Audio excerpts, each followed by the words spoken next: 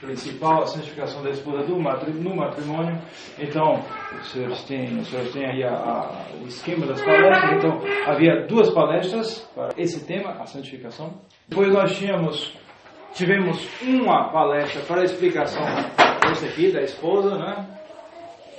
E agora teremos 4 para a explicação desse termo aqui, o matrimônio. 4 relacionados, né, com esse tema, propriamente o matrimônio. Então a primeira coisa é essa: somente a santificação. A esposa só se santificará no matrimônio. Então temos que saber o que é o matrimônio, primeira coisa. Então aqui está a resposta, e a palestra será em grande parte para explicar essa resposta da maneira mais literal possível. A própria resposta eu já coloquei numa tradução bem literal do latim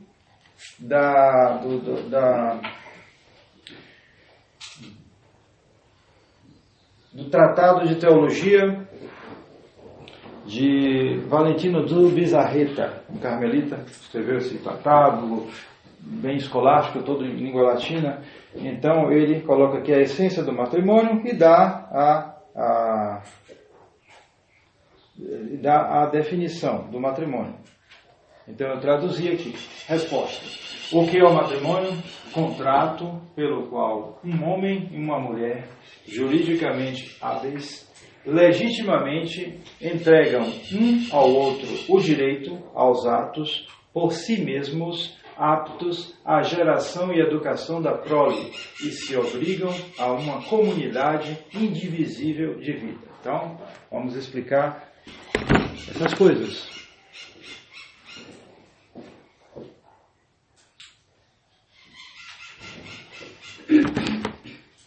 Primeiro é um contrato, ou seja, uma convenção livre. Esse é o primeiro aspecto que pode um tanto ferir as sensibilidades. Talvez não tanto das senhoras, já estão um tanto escoladas, mas se você chegar uma turma de colégio aí, nessas moças por aí, mesmo gente assim católica, e disser que o matrimônio é um contrato, elas vão ficar decepcionadas. Mas eu estou apaixonada e encontrei o meu príncipe encantado e diz que é um contrato, vou fazer um contrato com ele.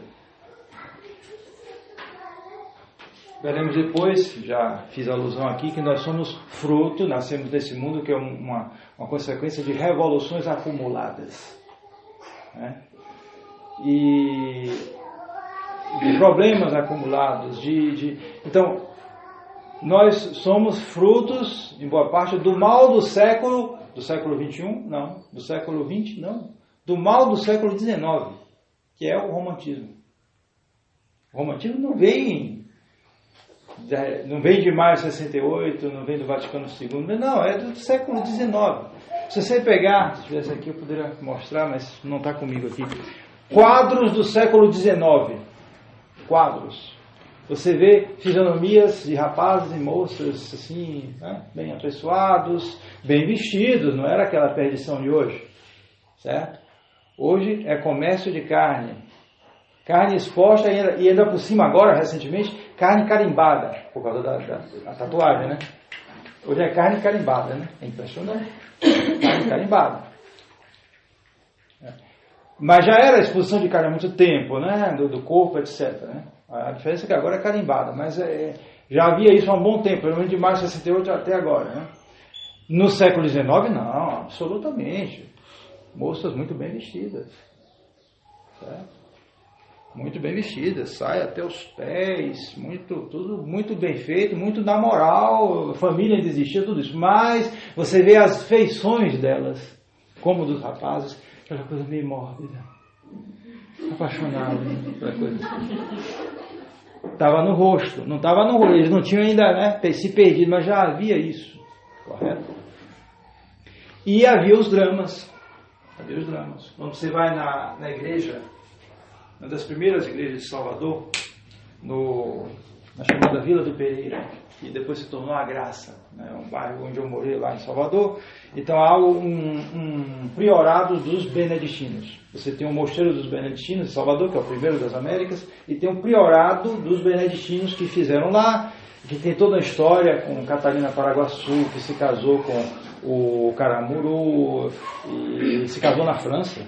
E o pessoal dizia que era um mito, e depois acharam o certificado lá em Montpellier, na França. Verdade, nada de lenda.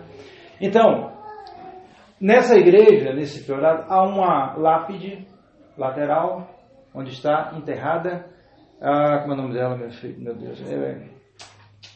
Bom, ela é da família Fetal.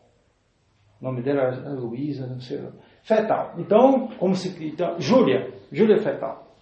Então está lá um dístico, uma pequena poesia, dizendo assim: eras bela, Júlia, e não sei o que, isso, conta aquela coisa.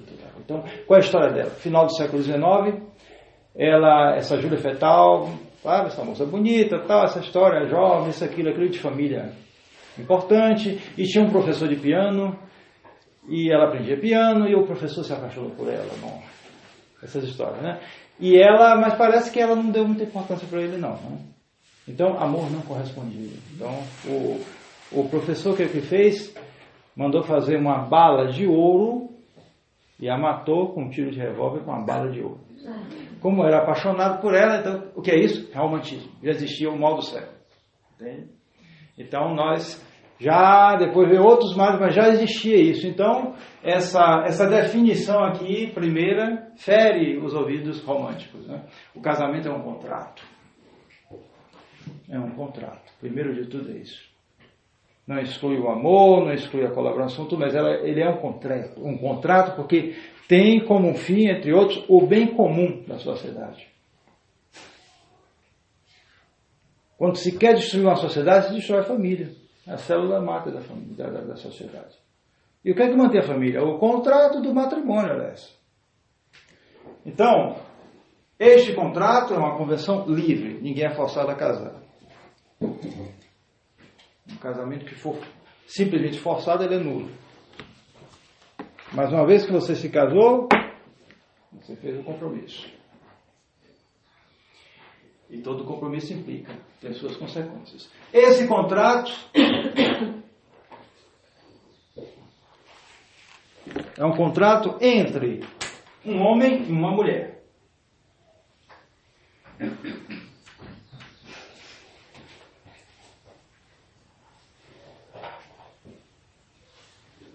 Sexos diversos,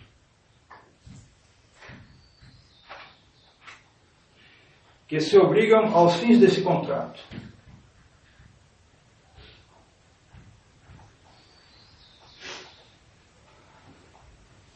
Aos fins, às finalidades, né, desse contrato.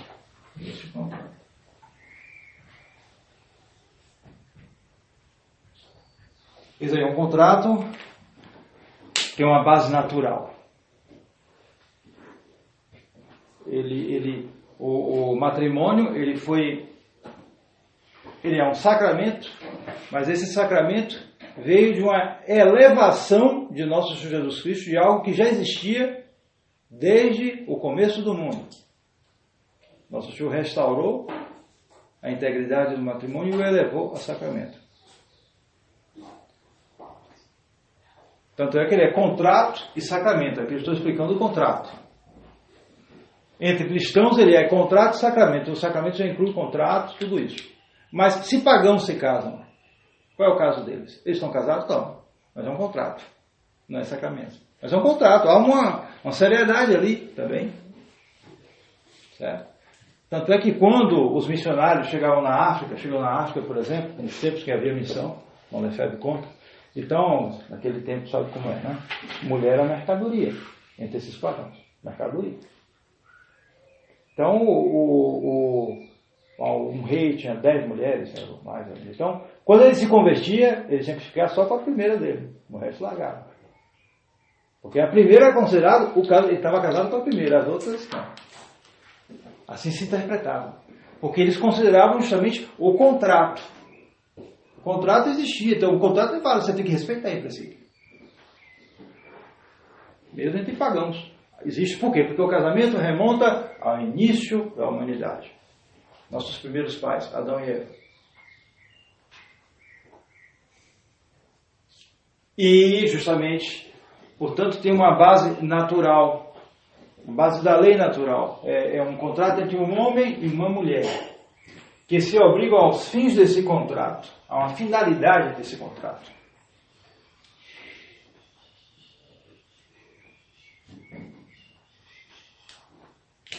Esse homem e essa mulher são juridicamente hábeis.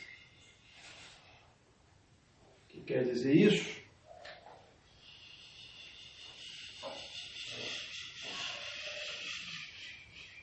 Sem impedimento. Né? Sem impedimento. A gente sabe que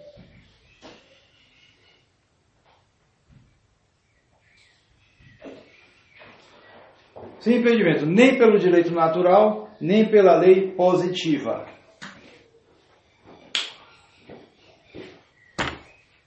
Depois vou explicar melhor essa questão de lei positiva, lei natural, essas coisas, né?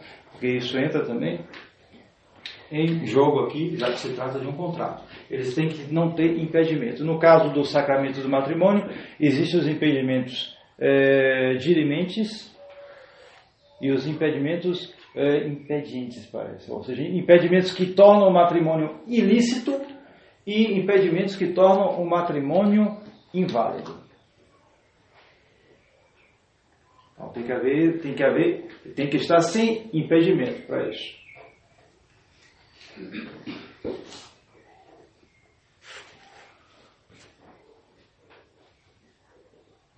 Legitimamente,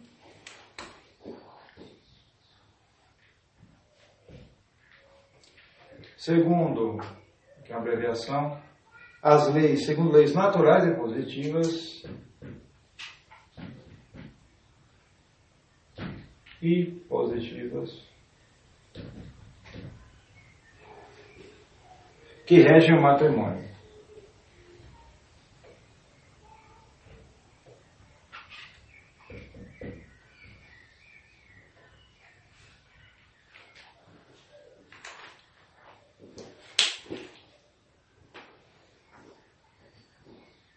Entregam um ao outro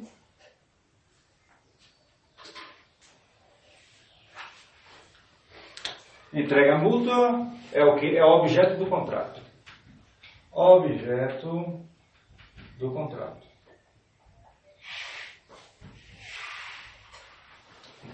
Entregam o quê?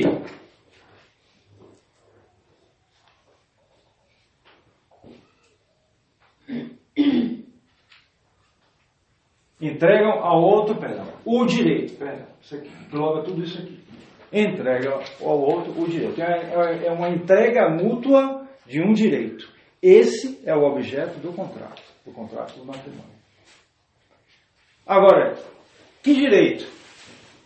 Direito aos atos por si mesmos aptos à geração e educação da prole, que é o que? A finalidade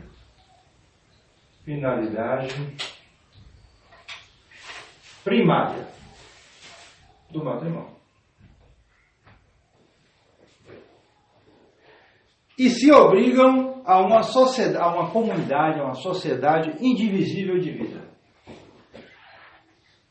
Então aqui nós temos a finalidade secundária.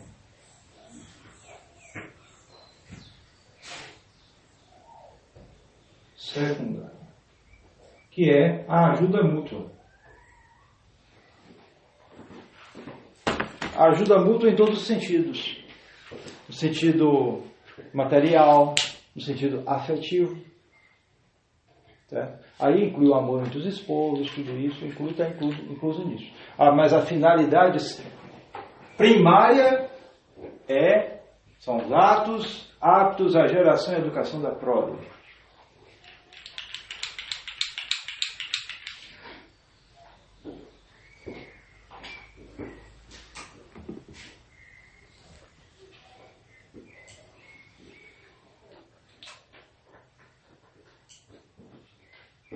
Então, nós temos no matrimônio aqueles que se casam, fizeram um contrato. Esse contrato tem como objeto a entrega mútua de um direito. A entrega é mútua. Tanto a esposa entrega ao marido o direito, como o marido entrega à esposa o direito. E esse direito tem como finalidade, primeiro, esses atos da geração e educação da prole. Quer dizer que o principal objetivo, a finalidade primeira do matrimônio é a procriação e educação dos filhos. Eis outra coisa que pode ferir os ouvidos românticos. Porque trata-se de achar a sua felicidade. E se unirem, e se casarem, forem felizes para sempre. Em geral, essas historinhas românticas terminam assim. O sacerdote não conhece essas histórias. Ele no confessionário, na direção, eu não conheço essas histórias. Não conheço. Sinceramente, o que eu vejo, de um modo geral, é isso. Quem não se casa tem problemas e quem casa tem mais problemas. De um modo geral, é assim. É o que eu conheço, né? É o que eu vejo, o que eu ouço assim. Eu nunca ouvi chegar, me confessar, eu sou feliz para sempre porque eu me casei. Nunca vi isso. Cada coisa que eu ouço, enfim. Então,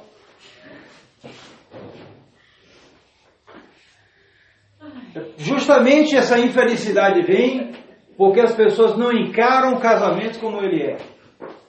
Não encaram que a finalidade primeira é a procriação e a educação dos filhos. O objetivo do contrato é este. E é assim que eles vão enfrentar a vida e vão cumprir a vontade de Deus.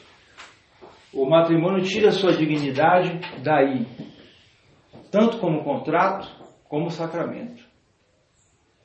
A grande dignidade do sacramento é essa. Veja bem, é uma instituição divina, o matrimônio, pela criação da natureza por Deus e por disposição positiva. E Nosso Senhor, justamente, o matrimônio como contrato foi criado lá, foi feito com a criação do homem e da mulher.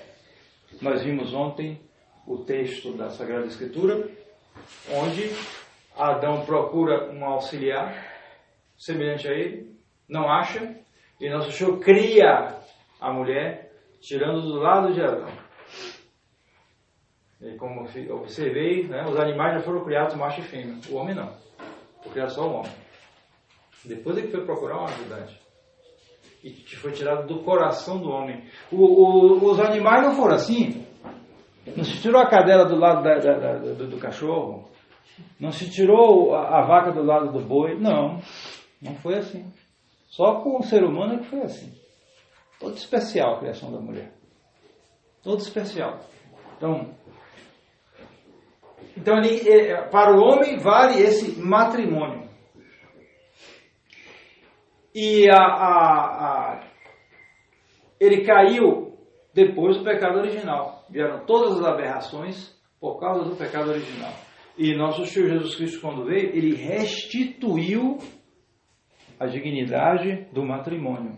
Ele restaurou, porque justamente o que restaurou as propriedades do matrimônio.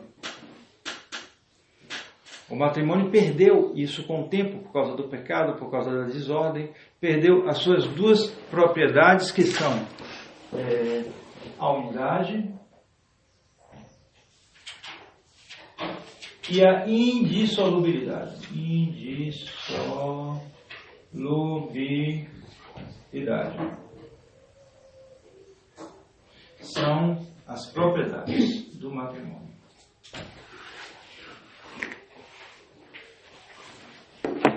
Unidade quer dizer só o homem com a mulher. No correr da história houve os abusos, sobretudo da poligamia e mesmo da poliandria. Raramente houve certos povos onde uma mulher tinha vários homens. Foi muito raro, mas houve. Em alguns casos houve. Em algumas tribos, coisas estranhas assim havia. Porque, bom, a gente sabe que a humanidade entregue ao demônio, o pecado original, você pode imaginar tudo. Você vê na história coisas impressionantes. Inclusive você vê coisas absurdas, mas onde o natural ainda se mantém. Você vê a questão do pudor. Certo? Então, sempre, como eu disse, as sociedades civilizadas, eram sociedades em geral patriarcais, o homem mandava, porque eram sociedades mais naturais, onde a força do homem pesava muito, então o homem mandava. Né? Então o homem tinha, nessas civilizações, a preocupação de manter a mulher vestida. Porque ele sabia que por aí é que ele levava a pior. Ele conhece a fraqueza dele, né? Essas coisas. Então ele mantinha a mulher vestida, certo? No entanto, civilizações mais atrasadas, primitivas, houve em que todo mundo ficava nu, ou quase. Os nossos antepassados indígenas aqui do Brasil eram assim, velho. Quando chegaram era assim. Por quê? Porque eram sociedades em que, se é que havia sociedade, era uma coisa muito, muito primitiva e muito bárbara, e onde se via realmente a decadência do ser humano. Um dos sintomas mais claros disso era o canibalismo. Certo? Se alguém quer saber como viviam os índios do Brasil, leiam Viagem ao Brasil, de Hans Staden. Esse livro é muito interessante porque é um alemão, ele não é nem brasileiro, nem português, porque naquele tempo os portugueses estavam brigando com os franceses, né? Ficava aquela briga, né? Mas ele era alemão, ele foi um aventureiro, ele veio aqui, decidiu ver o Brasil. Passou horrores aqui no Brasil, escapou, não sei, voltou para Hamburgo, a terra dele, e aí ele contou tudo. Escreveu um livro chamado Viagem ao Brasil, onde ele contava o que ele passou lá naquele país, e que não queria mais voltar. Então ele conta as coisas. Ele ficou preso na mão dos indígenas, dos tamoios, que eram inimigos dos portugueses. Os portugueses eram amigos dos tupiniquins, que eram inimigos dos tamoios, aquela briga, né? Então os franceses eram amigos dos tamoios, então ficava aquela briga, né? Então ele conta a vida desse pessoal. Viviam nus, bom, ele ficou preso, ficou nu também, junto com os índios, ia ficar nu também. E o canibalismo era um negócio impressionante. Então eram povos que estavam numa situação muito triste, de um poder do demônio muito grande. Mas em outros povos, mesmo entregues ao demônio, havia ainda o senso do pudor, por incrível que pareça. Havia, por exemplo, um povo acho que era na Polinésia, lá no Oceano Pacífico, em que as mulheres só andavam com a tanguinha, mais nada. Não muito diferente de certas perdidas aí por aí, nesses paraísos aí de tropicais, né? Só vivia com a tanguinha. Mas, se acontecesse que tirasse a tanguinha dela, havia casos dessas mocinhas que, por algum tipo de violência, ela tirava a tanguinha dela, ela se matava.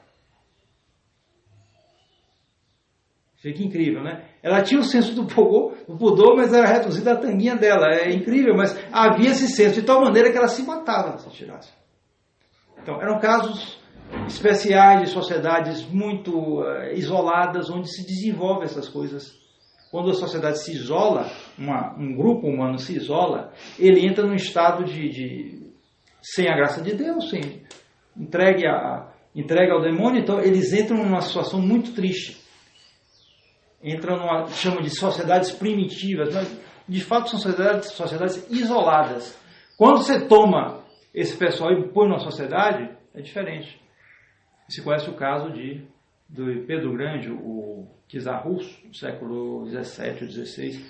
Então ele queria provar que não era questão de raça, era questão de ambiente. Então o que ele fez? Mandou pegar um negrinho lá na África, no Tchad, lá no mercado de escravo, lá, aquela coisa bem pequeno, um menino pequeno, né? Estava lá, uma tribo bem primitiva, certo?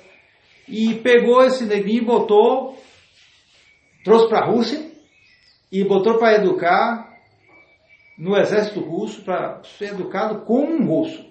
Pronto, foi educado, se tornou engenheiro, oficial russo, se casou, teve filhos, e um dos bisnetos dele foi o maior poeta da Rússia, Pushkin.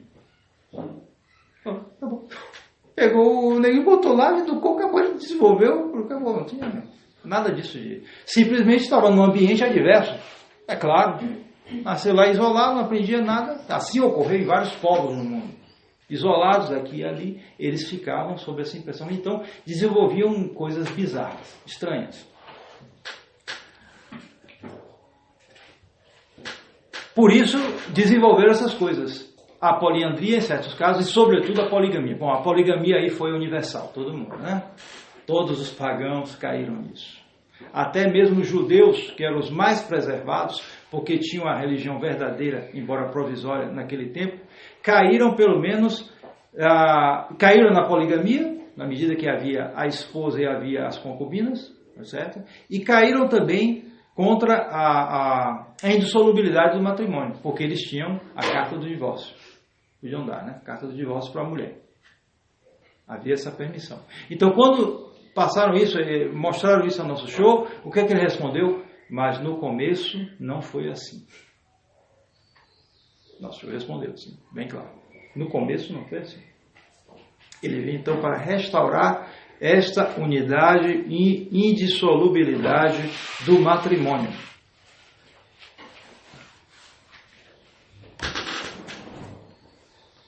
Notem bem que com relação às finalidades do contrato, finalidade primária e finalidade secundária, houve com o tempo a verdadeira inversão de valores nos ambientes da igreja conciliar. Hoje já é praticamente admitido o divórcio, porque justamente já está se admitindo a comunhão para os divorciados. Isso é algo, é fato. Esse é um dos maiores escândalos do pontificado de Francisco. No pontificado de Francisco, na carta apostólica Amoris Laetitia, se insinuou isso, a possibilidade de casais divorciados, né, que juntados de novo, né, receberem a comunhão. Então, a coisa foi exposta em linguagem ambígua, para variar, né? Sempre assim nos documentos. Depois do concílio, já no concílio já existiam essas ambiguidades, né? Uma ambiguidade num documento é como uma bomba relógio, certo? Está ali. Na hora não explode, lá adiante vai explodir. Então, houve dúvidas, como é? Pode ou não pode? Então, o episcopado argentino, pelo menos de uma diocese, me parece, mandou uma carta para Francisco. Não mandou. Ele fez uma interpretação, uma instrução, onde ele, claramente, o episcopado argentino, aprovava a comunhão para os divorciados. Interpretando a Amoris Laetitia dessa maneira. Então, Francisco mandou uma carta para esse episcopado argentino, aprovando a interpretação do episcopado argentino e dizendo claramente que não há outra interpretação.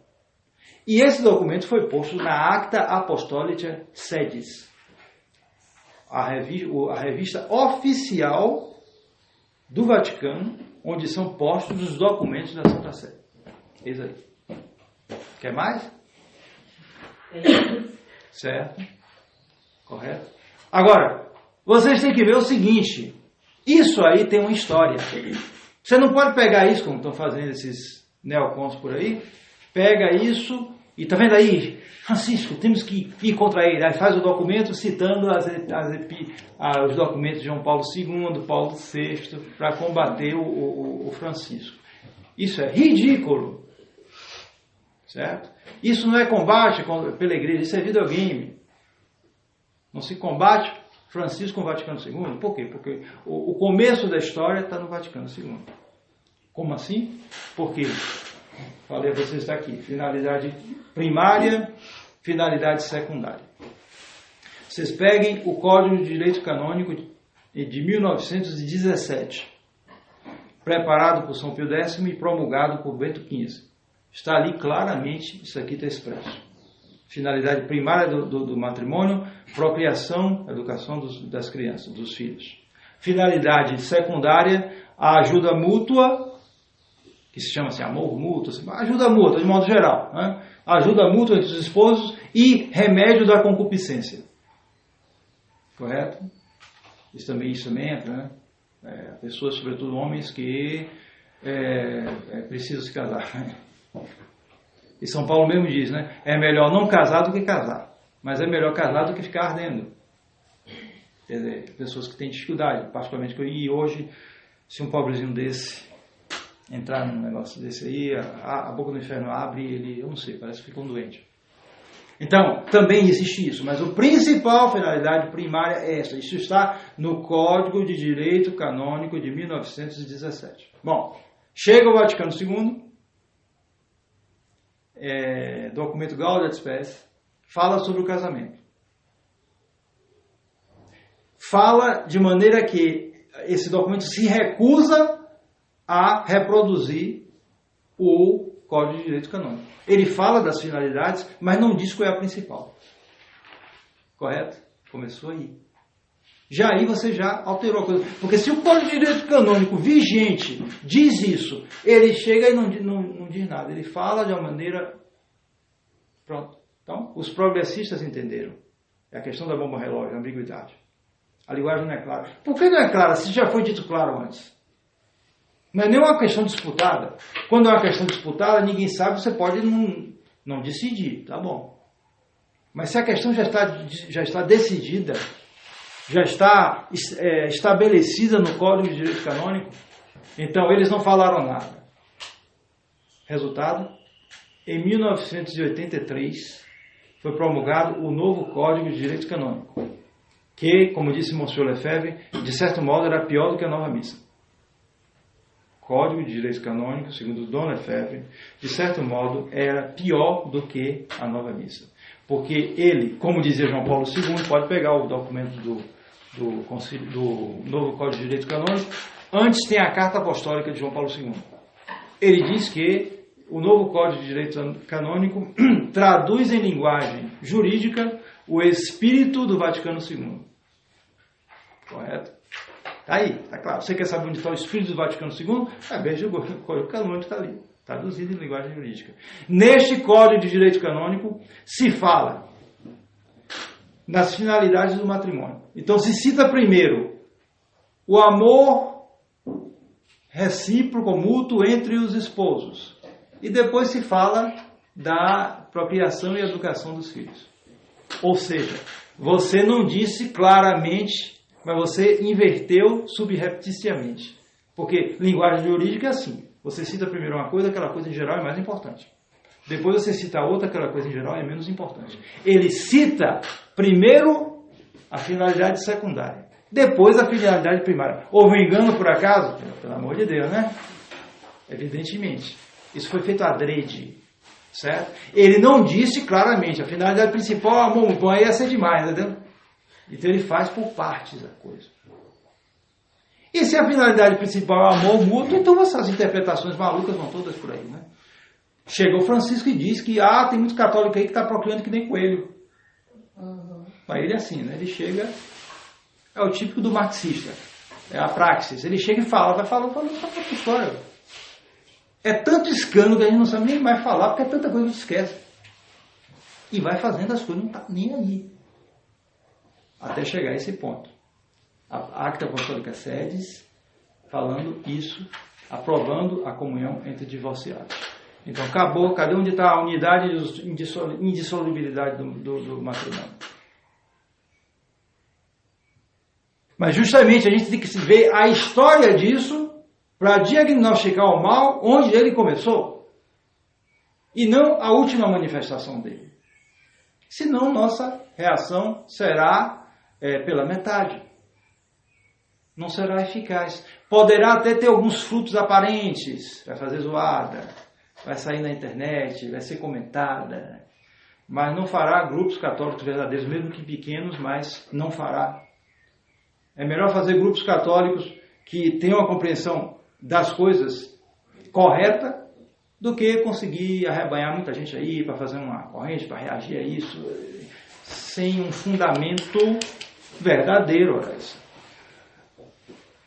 É por isso que é preciso sempre ir buscar a história das coisas. É por isso que eu sempre aconselho, todo lugar que eu vou, o Pedro Tu Me Amas, editado aqui pelo Mosteiro de Santa Cruz.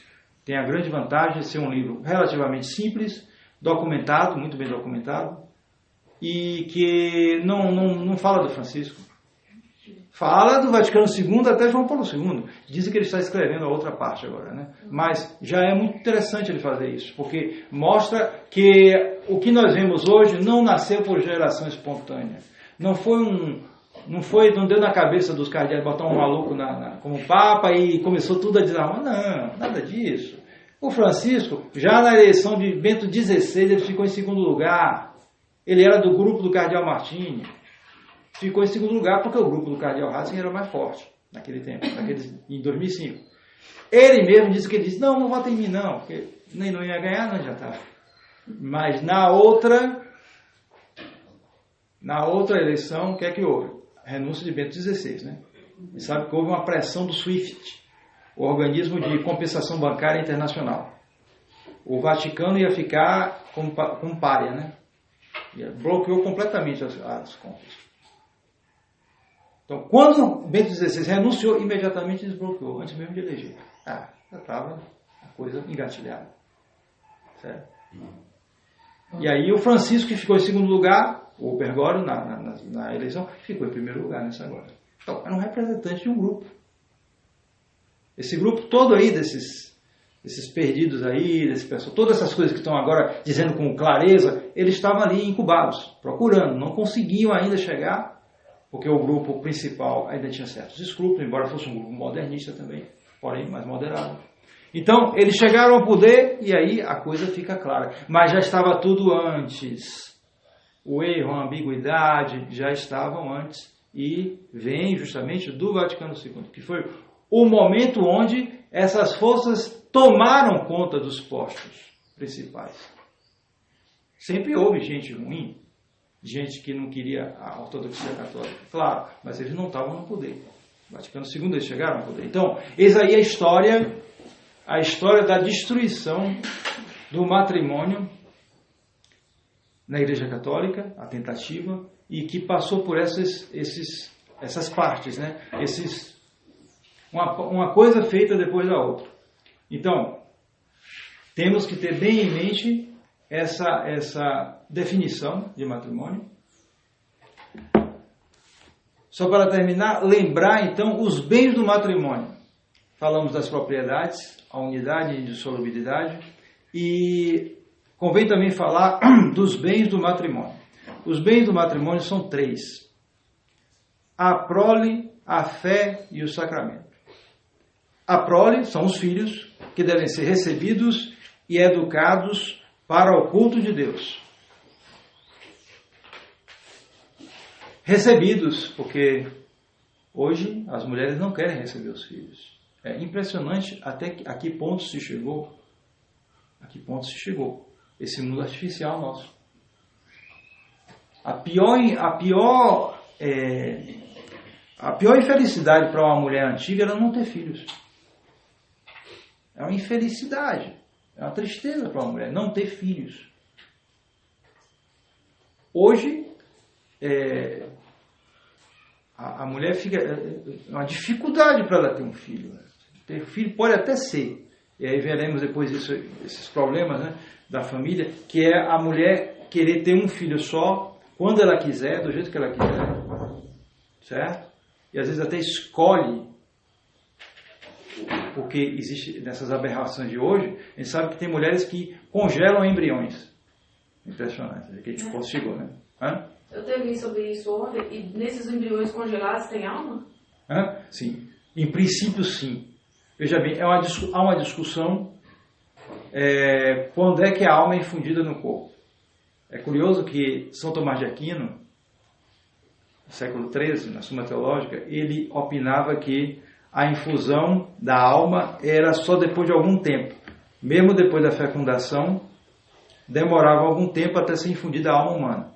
A opinião de São Tomás. Com o tempo, se foi abandonando essa opinião, dizendo, não, na medida em que há a fecundação dos gametas, dos espermatozoides com o óvulo, quando formam o embrião, o primeiro, já a alma é infundida ali, a alma humana. Essa opinião foi prevalecendo. Porém, hoje, as pessoas voltam um pouco para a opinião de São Tomás, porque se descobriu que, na primeira semana da fecundação, se você fizer uma cisão no embrião, de uma semana, pequeno, sai gêmeo. Ou seja, você pode provocar artificialmente os gêmeos. Ou seja, então a alma não está ali. A alma é uma só. Você não vai dividir a alma, claro que não. Então a alma é infundida depois. Agora, quanto tempo? Não sabemos. Não sabemos. Quando é essa infusão de alma? Mas é claro que um embrião, se ele tem um mês pelo menos, já tem alma, em princípio. Então o que é que fazem? Congelam os embriões. Certo? E depois ela vai escolher, através da análise genética, qual é o que mais agrada. Aí esse aí vai sair, esse vai sair com os olhinhos azuis, e tal, aí esse aqui vai sair desse, vai ser mais alto, certamente. Mulher, homem, né? Vai fazer a divisão, né? Se quer mulher, se quer homem, e vai escolher.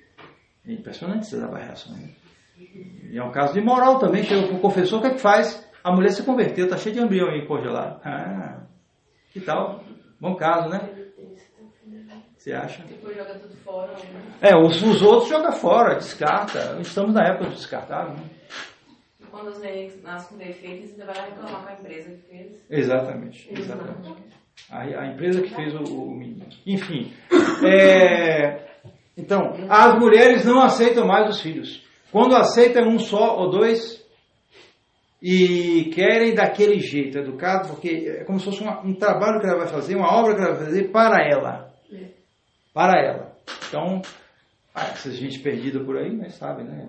Por aí, atrizes por aí que a vida toda largada por aí, né? Não tem marido, nada.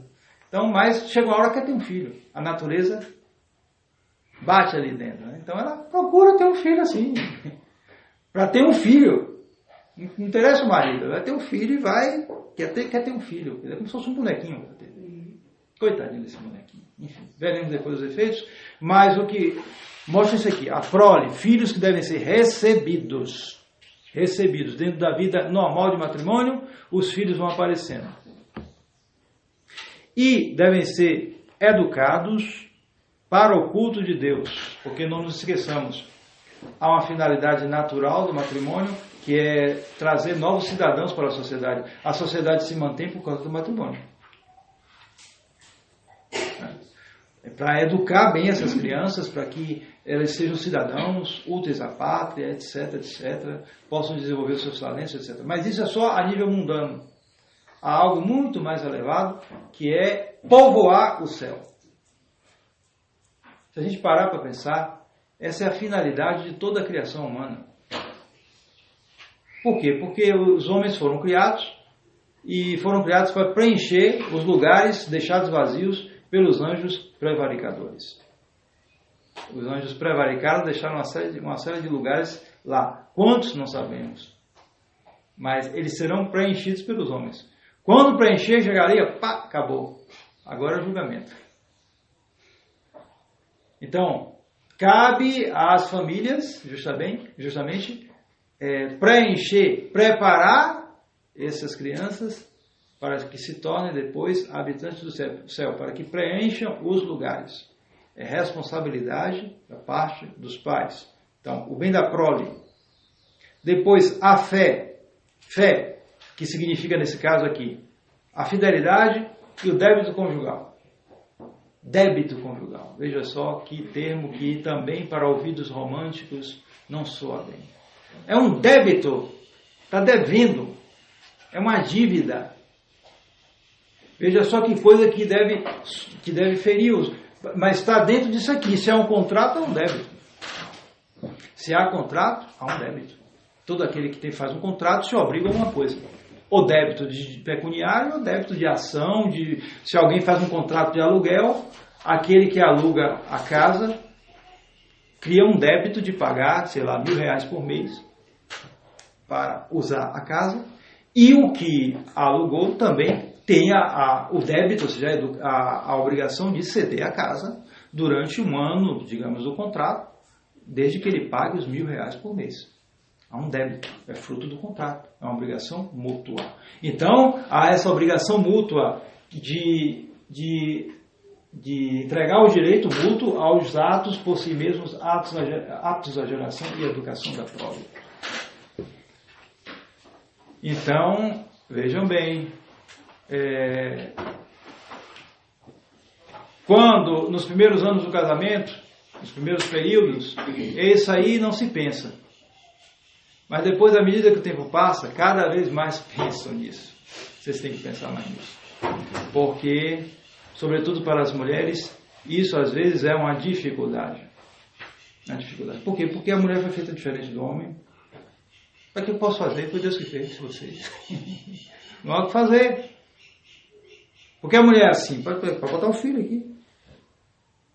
A gente vai ver depois as aberrações do mundo moderno. Tem uns malucos que pensaram que o homem podia engravidar, fazer umas intervenções cirúrgicas. Né? Conversa mole. Já para fazer essas operações, essas aberrações de mudar de sexo, fazer uma aparência, né? Claro, não muda. Mas tem que sempre estar violentando o corpo do homem mutante ou da mulher mutante com hormônios, né? Você vai acabando a saúde da pessoa. Acabando. A maioria não resiste muito tempo. Inclusive os efeitos psicológicos. Você sabe que eu acho que me disseram, acho que 50% ou 60% dos trans, muitos acabam se suicidando. Porque, claro, aquilo ali, né? Mas, enfim, a mulher foi feita de tal maneira que tudo está ligado à maternidade. E também essas coisas que levam à maternidade estão ligadas, esses desejos, tudo estão ligados a isso. A parte da mulher é assim. A parte do homem não é assim. Não é assim. Como disse ontem, fiz alguma alusão a isso. Por isso o homem é tão fraco para essas coisas. Por isso, nesses vícios de celular, 90% pelo menos são homens que caem nessas coisas. 90% pelo menos. E então o que ocorre? Quando um homem e uma mulher se casam, então esse débito conjugal pesa muito mais para a mulher do que para o homem. Normalmente é assim, a não ser caso de enfermidade, algo assim, mas em geral é isso. A mulher depois dos 40 e tantos, 50, isso não pesa mais tanto, isso às vezes essas coisas até incomodam, e então ela começa eu já ouvi falar isso, né? Entre casais, cada um começa a viver sua vida. Fulano, tá tendo... Não, mas fulano tem a vida dela e tal. Quer dizer o quê? Que ela está atraindo o marido? Não é isso não. São pessoas até que têm princípios. Têm filhos, tudo, já são casados há muito tempo, então, evidentemente, ela não vai fazer uma coisa daquela, ela tem princípios, ela tem até fé, ela até é católica, tudo, mas ela quer viver a vida dela. Certo? Aquilo já chegou a uma idade, tu já criei meus filhos? Já criei meus filhos. Certo? Então, e o pior é que isso pode tomar um verniz espiritual. A pessoa começar a se dedicar à piedade. Entrar até para a tradição, assistir missa de São Pio V. Sim, senhor. E aí é que ela não vai querer mais saber isso. Por quê? Porque isso é pecado. Pecado é o que ela está fazendo. Não. Você só se santificará no matrimônio. Casou, minha filha? Então é assim. Assume os compromissos. Assim como o homem também que casa, assume os compromissos. Aquele que vai ser religioso, assume os compromissos. O que assumir o sacerdócio, assume os compromissos, etc. Um deles é isso, o débito conjugal. Por quê? Porque são dois. São dois e... do cumprimento ou não desse débito conjugal depende muita coisa. Depende, por exemplo, o problema da incontinência da parte do homem. Certo? Problema sério, isso, seríssimo. Há homens que vão para o inferno porque as mulheres são piedosas, mas não da maneira como devem ser. Certo? Elas se apegam à piedade, à falsa piedade, claro, e esquecem das obrigações do casamento. E então, os homens se perdem por causa disso. Na maioria das vezes, isso ocorre em geral assim. Em geral é a mulher que tem dificuldade com relação ao débito conjugal e o homem, às vezes até acaba consentindo mais ou menos, porque tem isso também. Tem mulheres que elas não negam o débito conjugal, mas infernizam tanto a vida do homem, quando chega nessa idade, que o próprio vai, quero saber mais não, vou viver minha vida também. Certo? Se ele tem princípios, ele também não vai sair por aí fazendo coisa errada assim explicitamente, né? Porque se ele é da tradição, se ele é católico, ele não vai chegar a fazer isso, né? Aí não, certo? Mas, quem sabe, quando comanda ele. Então, esse débito conjugal é algo fundamental. Se vocês querem se santificar como esposas, a caridade vai ter que entrar aí, certo? Nesse aspecto. E depois a fidelidade, claro. Fidelidade é mais fácil, né? Para quem tem princípios, né? É mais fácil a fidelidade conjugal, inclusive porque a infidelidade conjugal é muito mais frequente no homem do que na mulher. Aí é um problema que tem que falar mais com o homem, né? A fidelidade. Porque justamente por essa própria disposição, assim como pela disposição da mulher, ela tem dificuldade para o débito conjugal, quando a idade chega, sobretudo. Para o homem, a dificuldade sempre é a fidelidade. Porque o homem é predador. No final. Ele põe a semente para o final, ele não vai criar nada ali dentro. Não cria nada. Então, a tendência, humanamente falando, e mundanamente falando, né, do homem, é justamente ele ser predador e ser irresponsável, né?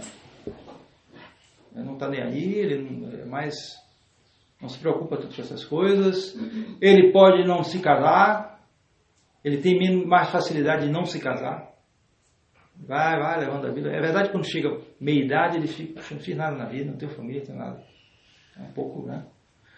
Ainda mais hoje, né? Porque antes a sociedade levava o ser humano a se casar, mesmo homem. Chegava uns 30 anos, ele não casou, é malandro, né? Então ele se casava, mesmo que tivesse uma vida bem mundana antes, ele arrumava a vida, se tornava um pai de família. A sociedade levava a isso. Conheço casos de homens que namoradores, uma vida mundana, etc. Mas quando chegava a idade, 20 e tanto, não, porque ele tem que casar, ele é bom, tem que casar, senão é malandro. Aí pronto, casava e virava pai de família. Entrava no jeito, entrava. Mas hoje, os melhores caracteres se corrompem. É impressionante. Com a sociedade artificial que nós vivemos. Então, essa fidelidade aí é mais para o homem, né? A mulher é mais difícil isso aí. Se ela tem uma base religiosa, é mais difícil cair numa coisa dessa, né?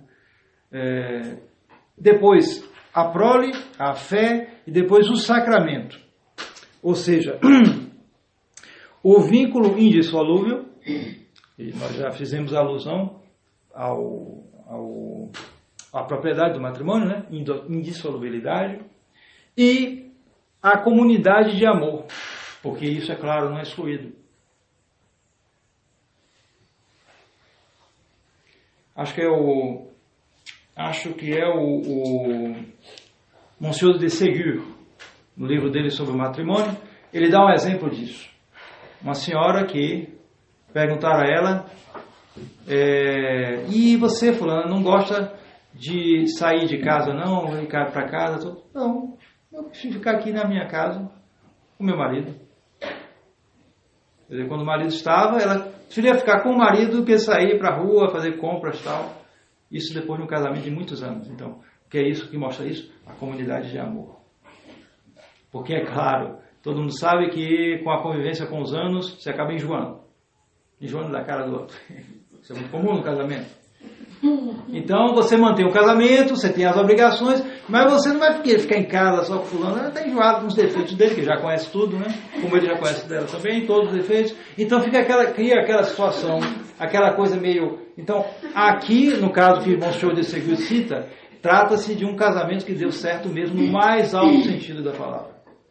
Porque a esposa, de toda maneira, se tornou amiga do marido. Então, uma verdadeira amiga, de tal maneira que havia uma comunidade entre eles que não tinha problema. Ela preferia ficar em casa conversando com o marido, isso, aquilo, do que sair para a rua, para tagarelar, para lá e para cá, para espraiar o pensamento, né, como dizem, né? Tá meio, então sai para conversar, não se trata de nada de errado, nada de ruim, mas é conversar, para distrair a vida, como se diz, né? Não, ela preferia ficar em casa conversando com o marido. Então, esse casamento aí deu certo. Entende? Esse casamento aí deu certo. Isso aí um sinal. A comunidade de amor é essa aí. Ela deve tender para isso. Monsieur Lefebvre dizia que o casamento era uma educação para a castidade. Eu vi uma conferência dele falando isso. Quer dizer o quê? Quer dizer que vão se tornar cachos como dois religiosos? Não, não é isso. Pode ser, pode não ser. Mas é uma tendência para justamente limitar essa concupiscência, que leva tanta gente para o inferno. Então, limita ali dentro dos limites de um matrimônio, certo? E não só isso, mas é uma educação, leva à santificação mútua. Por quê? Porque está debaixo do sacramento. Está debaixo do sacramento. Então, a tendência, o ideal é que tanto o marido santifique a esposa, como a esposa santifique o marido. Então, veremos mais em detalhe esse aspecto espiritual na próxima palestra, depois de meio-dia, quando a gente vai falar da vida em família, o santuário. A família deve ser, de certo modo, um santuário. Então, se houver alguma questão, podem fazer agora.